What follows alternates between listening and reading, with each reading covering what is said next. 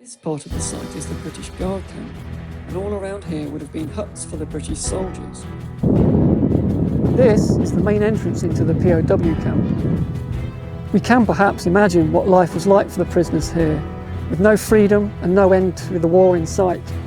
It's not surprising that internment camps like this were rife with depression.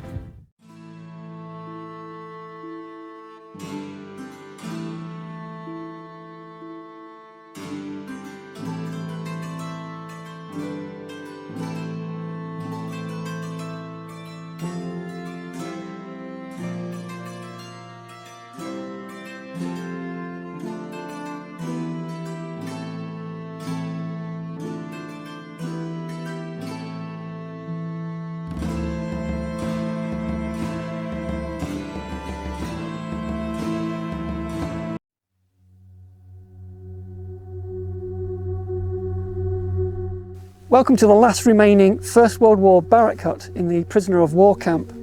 It measures 120 feet by 20 feet and would have been home to about 50 prisoners. And work is currently going on to conserve this building for future generations.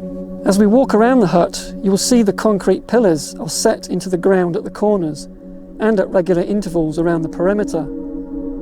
Iron brackets were set into the concrete, and these were attached to the base of the hut via a large bolt to hold it in place. Mortared bricks are laying between the concrete pillars. It was in huts like this one that prisoners spent their internment. They ate and slept in the huts and practiced a variety of handicrafts, from carving cow bones, making toys and furniture, writing the POW camp newspaper Stobs and putting on theatre shows and concerts.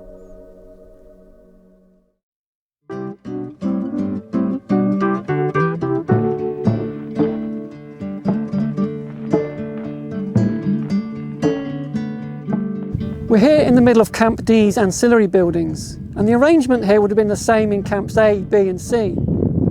Here we've got kitchens, ablutions blocks, wash-up areas and bathhouses, and here between the steps we've got the kitchen of Camp D.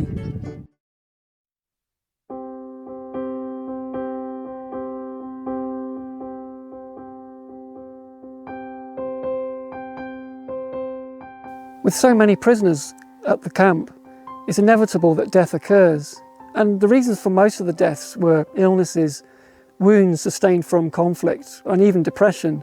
In this image we can see a large funeral procession led by a band, followed by sailors carrying a coffin, heading for the cemetery.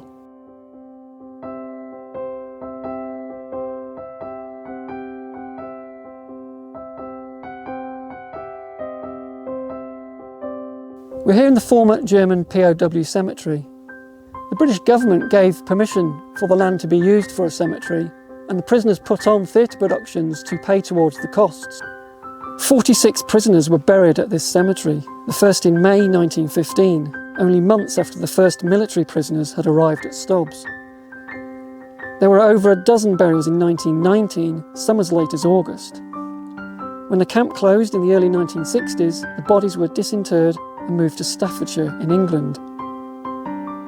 In this image we can see some of the headstones, stone steps and a memorial stone. The memorial had an inscription which read, "To our comrades who died far from home," written in German. The steps and stone seats are still visible today. The memorial stone was destroyed between 1947 and 1962. And in 2018, the Stobs Camp project rebuilt the memorial as part of the centenary of Armistice to remember the German internees that died here.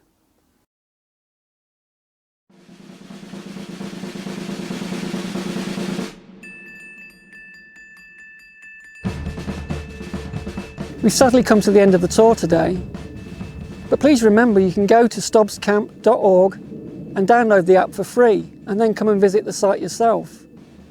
On there you'll hear conversations with a lady called Renee Curry, who was born in 1930 and moved here when she was just 2 years old.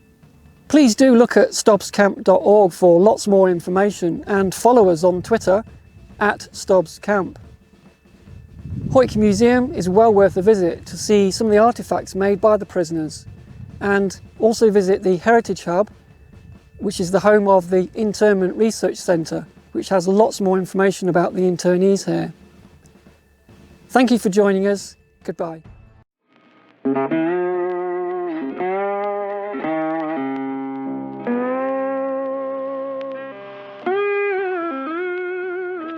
Mm-hmm.